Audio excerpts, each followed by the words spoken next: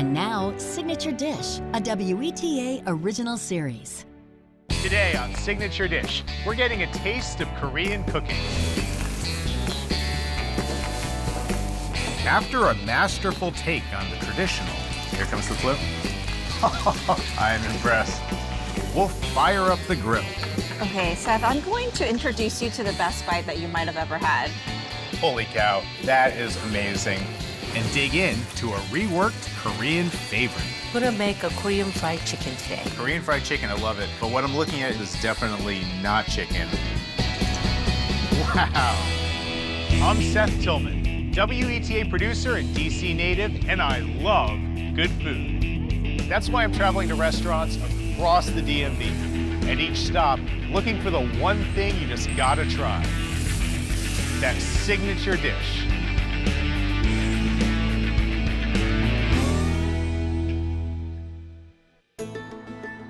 To get this food tour started, we need to begin where else?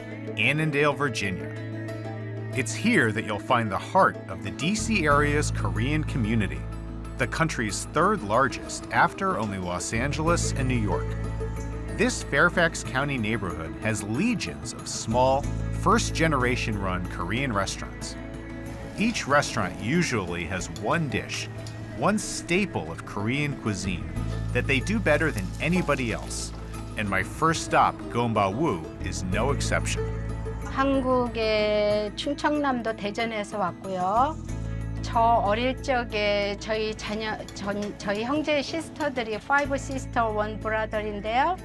항상 제가 음식을 해서 친구들도 오게 하고 또 우리 부모님들도 음식을 맛있는 거 스페셜한 음식도 해서 대접해드리고 그게 취미였어요. After settling in Virginia and working for a time as a waitress, Myung-soo opened Gombawu in July 2000. 서로 친구들 사이나 친척들 그런 커뮤니케이션을 위해서 만나면 먹음으로써의 정을 돈독하게 나누고 오랜만에 만난 친척과 친구들하고 담소도 나눌 수 있고 음식의 정도 나눌 수 있는 그런 음식이라고 봅니다. Myung-soo. Hello, how are you? I'm good. Yeah. Nice to meet you. Nice to meet you. Thank you so much for having me at Gombawu. And I see a lot of scallions right here. What is it that you're making today? 저희 애플타이즈에 나가는 시푸드 팬케이크인데요. 손님들한테 인기도 많고 하는데 이거를 또 I like anything that's in pancake form, so that sounds good. And what kind of seafood is this? This is a combination 푸드인데요. 슈림이 들어있고 스카이라인 들어있고 또 크림 들어있습니다. 고기보다는 건강식으로 선호를 많이 하고 있어요. Well, that's great because I love seafood as well. And so how do you even get started on this? 첫 번째는요, 야채를 먼저 쿼링을 할 거예요. So all of these scallions are for one pancake? 저희는 야채를 아주 풍부하게 많이 쓰고 있어요. 얘가 단단하기 때문에 좀 부드럽게 하기 위해서 이렇게 자르고 있어요. After Myung-soo finishes slicing the scallions, she cuts some peppers and begins mixing the seafood, spices, and veggies, along with eggs and 3 kinds of flour. 그 다음에 워러를 조금 넣어요. 워러를 넣은 다음에 이거를 계속 손으로 믹서를 해요. So you're almost helping kind of release some of those flavors when you mix by hand. 손으로 직접 해야지 야채도 숨이 죽고요. 양념도 골고루 배요. 이렇게 봐서 조금 밀가루가 조금 덜 들어갔다 싶으면은요. 또 조금 더 넣고 하세요. 된 것 같아요. So this is more an art than a science. Just you kind of do it all by feel. 양념은 다 된 것 같아요. 이게 이제 준비가 다 완료됐으니까 부치러 갑시다. Sounds good.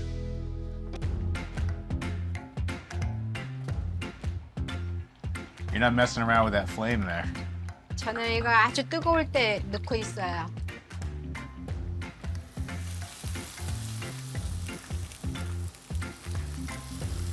Oh, that is a nice sizzle. I'm impressed that you're reaching right into that pan. So what are you looking for while you cook? 시푸드 팬케이크 만들고 있어요. 아주 이렇게 해야만이 크리스피하고 골고루 익을 수 있고 맛있게 된답니다. Becomes so aromatic. Here comes the flip. I'm gonna stand back. 제가 이렇게 해서 Oh, I'm impressed. 예. So crispy on the bottom. 네, 처음에는 저도 많이 어색했어요. 제가 이거 할 수 있을까 했는데 이제 기술자가 된 것 같아요. 한번 또 드셔보 볼게요. 와, I wasn't expecting a second flip. 예.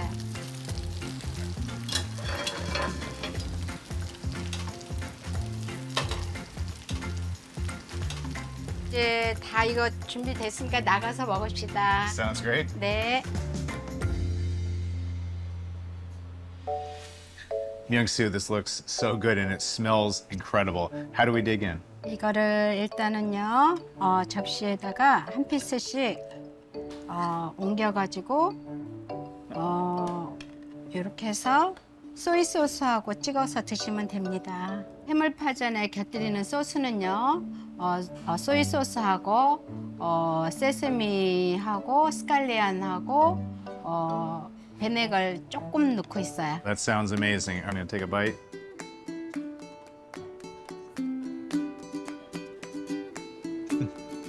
테스트 굿? It tastes amazing. Wow. Thank you. And I think one of the reasons I love it so much is there's so many ingredients, there's not even that room for that much batter. So it stays nice and light and crispy and not doughy at all. Cooking it in that hot pan really helped bring out the flavor of those scallions too. And there's a lot of them in there too, so I think that helped. But I'm also really curious about all these other dishes that are on the table here as well. 저희 한국에서는 빠질 수 없는 두 가지 김치가 있는데요. 김치가 있고 깍두기가 있습니다. 이거는 항상 빠지지 않고 나오는 음식이에요. All right, well, I do love kimchi. 배추 김치예요.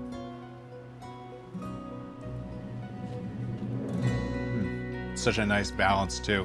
You know, this nice sort of hot, rustic pancake, but you have all these other flavors and textures that you can go to kind of balance your bite. I really like that. And it's been just so great to come down to Annandale and just see, you know, this whole Korean community that's been built up here. How do you kind of find a way to set yourself apart with so many other restaurants in the area? 각자 오너들의 마인드가 다 틀리듯이 최선을 다해서 열심히 하면은 결과가 있더라고요. Well, that's so clearly reflected in the food here. So thank you for welcoming me into your kitchen here in Annandale and showing me how you put this hamulpajeon together. It is delicious. And as our translator, Kay, was so kind to teach me, 감사합니다. 감사합니다.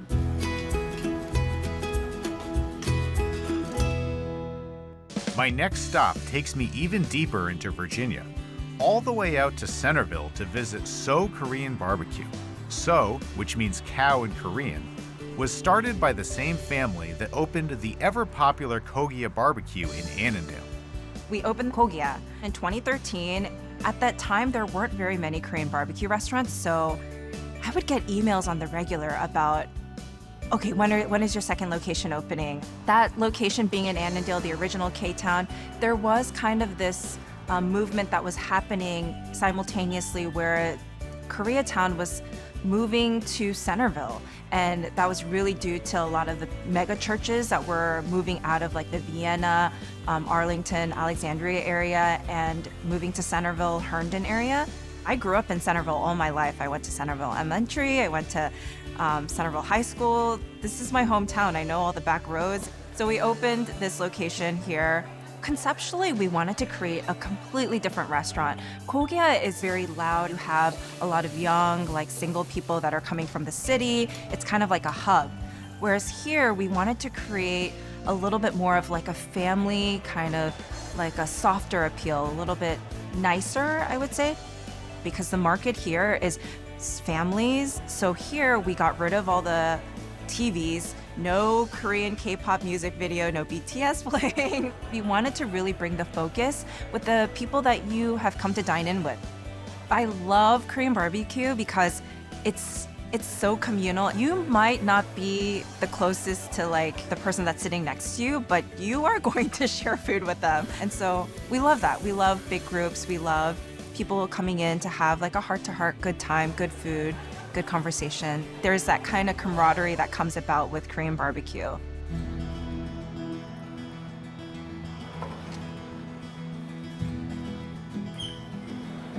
Oh, hey, Seth. Hey, Sylvia, nice to meet you. So nice to meet you. Welcome. Well, thank you so much. I'm excited about being here and glad to make the drive out to Centerville because I do like Korean barbecue, but I always feel like when I have it, I never quite know what to order. Well, I'm so glad you're here. Let me go ahead and introduce you to our signature dish, our kalbi. If you follow me into the kitchen, I can show you how it's prepared. Let's do it. All right, well, Seth, great barbecue starts with great meat, and we've caught Chef at the perfect time. This is our signature dish, our kalbi. It's short ribs that we're about to marinate in our soy garlic marinade. Here, Chef Choi is actually butchering our short ribs, and this is actually a very technical skill. It's not something that just anyone can do. I actually personally tried it myself, and it was horrible. It was a mess. You need a sharp knife and a lot of years of practice. Lots of years of experience for sure. So it looks like here you're kind of almost unfolding the meat. Yes, it's being cut in a way where the full bone is exposed. And so this is one of our best cuts of meat. You can see the marbling, that bright red color, the vibrant white that's flowing through it. It has like a perfect fat to meat ratio where it just melts in your mouth. Oh yeah, I can see a lot of that nice marbling on the meat right there. So the next step after this is that we'll actually soak it in the marinade. We make this 3 times a week, and it's our secret recipe. It has soy sauce, sesame oil, but it also has fruit items that actually helps tenderize the meat and provide a lot of umami and in-depth flavor. Different from what many people might know to be a traditional teriyaki sauce. This is, I would say, 10 times better than that. I'm guessing you already have some of the kalbi already marinated and ready to go. It's going to be a great treat for you. I'm so excited for you to try it. That sounds great. Let's do it. Let's do it. Sylvia, what a spread. And I see some beautiful marinated kalbi right here, but I have no idea. How does one even begin to get started here? So I'm actually going to go ahead and get this on the grill.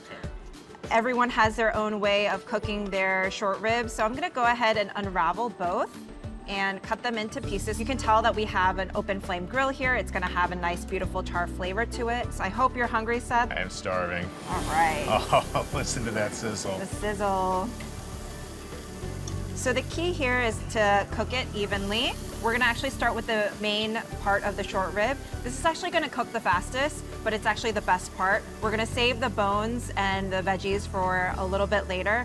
And Seth, while this is cooking, I wanna introduce you to one of the greatest parts of Korean barbecue, the booze and the alcohol. So Gotta have the booze. Yes, this is absolutely traditional that we have this with Korean barbecue. I'm gonna start off with a nice Korean beer, and I am going to give you the perfect proportions of how to make what we call somek. And somek is the Korean word soju and the Korean word for beer, mekju, put together. I'm gonna go ahead and pour you my best version of it. They say that if you get the ratio perfect, it's supposed to taste a little bit like honey. All right. So we're just mixing the soju right with the beer. Exactly. This is all about an experience. And then with the beer, this is just so boring to just drink like this, you know? You and I need to have a little bit of fun here. So we just hit the bottom here. And once it foams up, that's when you and I are supposed to drink. Hey, there we go. Cheers to that. Cheers.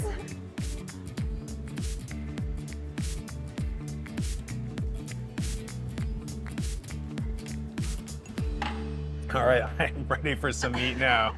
Awesome. Yeah. Amazing. The idea is that you're supposed to coat your stomach with the alcohol before the food goes in. It's science, right? It's science. All right, so once we get a nice brown color to it, I'm gonna go ahead and cut it into pieces. So it's still, the outside's nice and charred, but the inside still has a little bit longer to Yes. go. And people shouldn't be afraid to try this themselves, right? No. You don't have to have years of expertise to get Not this. at all. Seth, do you want to take over? Oh, let me give this a shot. I'm gonna leave this piece to you. All right, I do have a whole shot of soju and beer in my system. But let's see. Cut a few pieces there.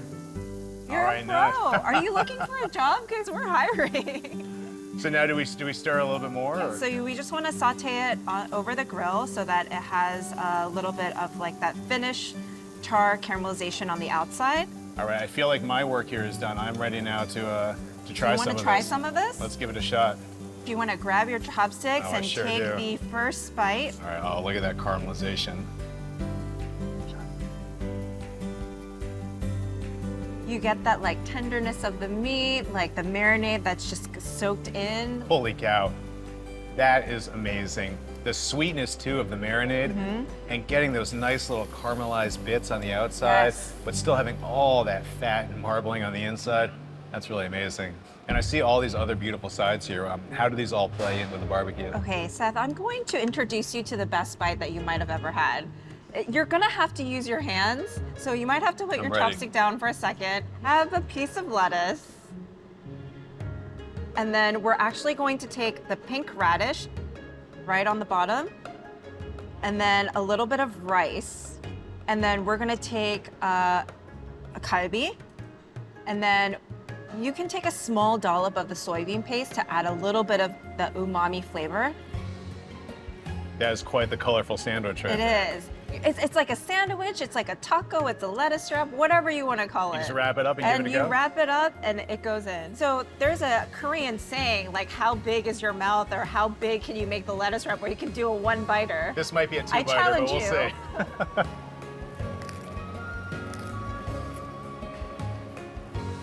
You get the freshness of the lettuce, the pickled daikon, the sweetness of the meat, a little bit of the rice. It's a mouthful for sure. There's a lot of Korean jokes about how wide your mouth spreads for you to stuff everything in your mouth. I don't know that my mouth was made to handle a lettuce wrap of that size, but that was amazing. It was, wasn't it? Well, now I'm gonna put the rest of the meat on. This is actually, depending on who you talk to, the most coveted or the least coveted part of the Korean barbecue kalbi experience.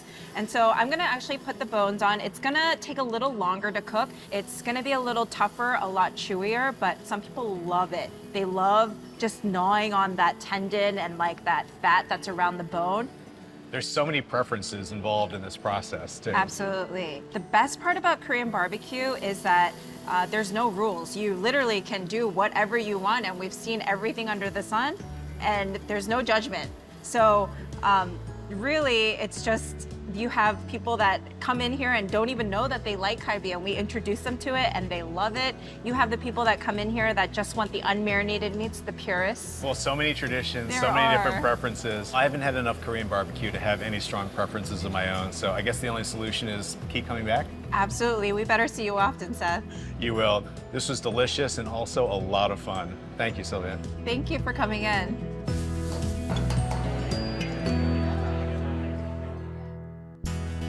Now that I've wrapped my visits to Virginia's two Koreatowns, I'm ending my journey across the river in Maryland. It's here in Tacoma Park that you'll find Soul Food DC, which features a veggie-centric take on classic Korean fare.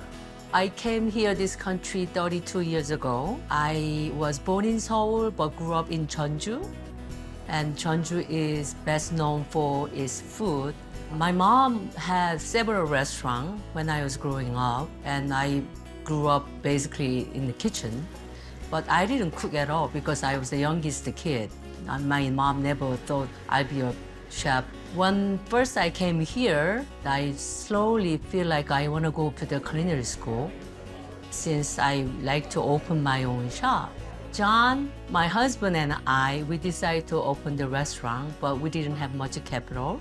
So we thought we should start food truck. We thought it would be very easy. We had no idea how much money we have to spend to buy truck, to have a small kitchen. It was a lot than we thought. After several years running the food truck, Anna and John set up shop in a converted gas station in Wheaton before finding their permanent home in Tacoma Park in 2018. A lot of people think Korean food is related to meat, but the basic Korean is offering lots of different vegetables. The Korea's economy is booming right now, but when I was born 1965, we were having a difficulty after the war, and we didn't have much meat consumption at that time. So I was brought up as like a mostly vegan or vegetarian.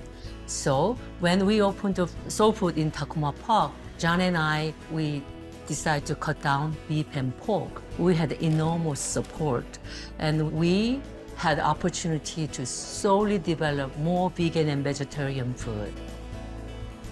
To me, it's like my mom's bibimbap or my mom's the sesame seed stew. That's what it's about the Korean food. It's just basic, but delectable. Anna, nice to meet you. Nice to meet you, Seth. This is an absolutely beautiful space. Thank you so much. I'm really excited to be here. What are you making today? Okay, we're gonna make a Korean fried chicken today. Well, Korean fried chicken, I've had that before and I love it. But what I'm looking at in these bowls is definitely not chicken. What is this? That's right. This is extra firm tofu, and we're gonna make a Korean fried chicken, plant-based. Well, plant-based, that's definitely a welcome change of pace. And I see what look like maybe two different types of tofu. These are actually same tofu. This is fresh tofu. This is the frozen tofu. I thought the reason I freeze, I try to make tofu is a meat-like consistency. So when you freeze tofu, the water pocket expands in the freezer. So when you squeeze, you see how it become porous. So the texture will be very different from fresh one. It's going to probably also help absorb some of the flavors you're going That's to put in right. as well. Great, great. So how do you put the rest of the dish together? Okay, all Korean fried chicken is glazed with a gochujang glaze. It's a red chili paste. It's fermented condiment. So this is the gochujang. This is some ketchup and some olive oil. And this is agave. And then I'm gonna mix it up. So you get that nice balance of flavors with the heat from the gochujang paste and the sweetness from the agave. And then the ketchup will give you some acidity too. Oh, nice. So now our glaze all made. We're gonna fry our Korean fried chicken. So just follow me. Sounds great. All right, well, I see a pot with a lot of hot oil there, and it looks like this tofu's already been fried. Yeah, the starch and coconut milk batter, bread it in panko and give it a first fry. Now you're gonna do a second fry with these? Yes, let's do it.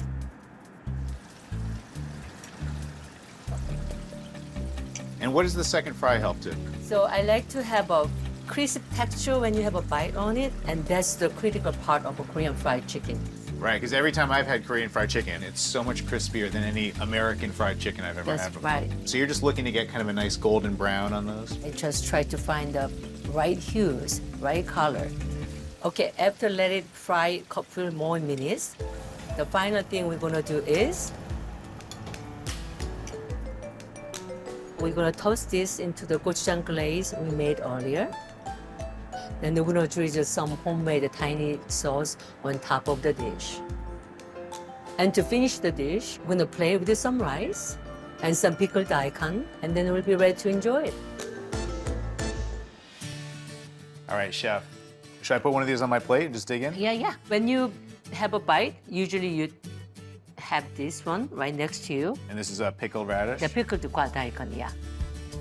Sure.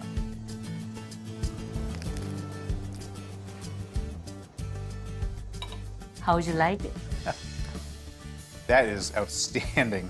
That tofu, I guess it comes from the freezing it and thawing it. Right. That really does have a nice meaty texture to it. That's People really, doesn't know if you don't say this is tofu. it does have that crunch that you expect from Korean Right. fried chicken.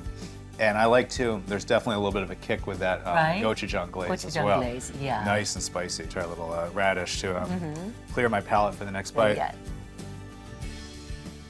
And I want to try some of this rice here too. That rice has some crushed seaweed and then crushed sesame seeds, which is the most basic thing in Korean food has. And besides the rice too, I see some other beautiful vegetables here. Sure, I brought some of our kimchi. This is the napa cabbage kimchi. This is original kimchi. And this is the cucumber kimchi. Many of my customers love it because it has a perfect acidity to clean the palate, especially when you have fried food. It's so refreshing too. And these vegetables, this tofu, it feels so appropriate. You know, walking into this space, I feel like I came into this sort of mini Garden of Eden. What I want my customer to feel when they get into our place, I want them to have certain serenity, and when they go out, they think about what they can do for our planet. And it's fitting too here in Tacoma Park because that's kind of the whole energy of the neighborhood, right? This can be achieved without our Tacoma Park community's help. We wouldn't be standing here. I have to say, Chef, when you told me you were making Korean fried chicken with tofu, I was a little bit skeptical. I understand. But clearly I had no reason to be. This was really delicious. Thank you so much. Thank you so much.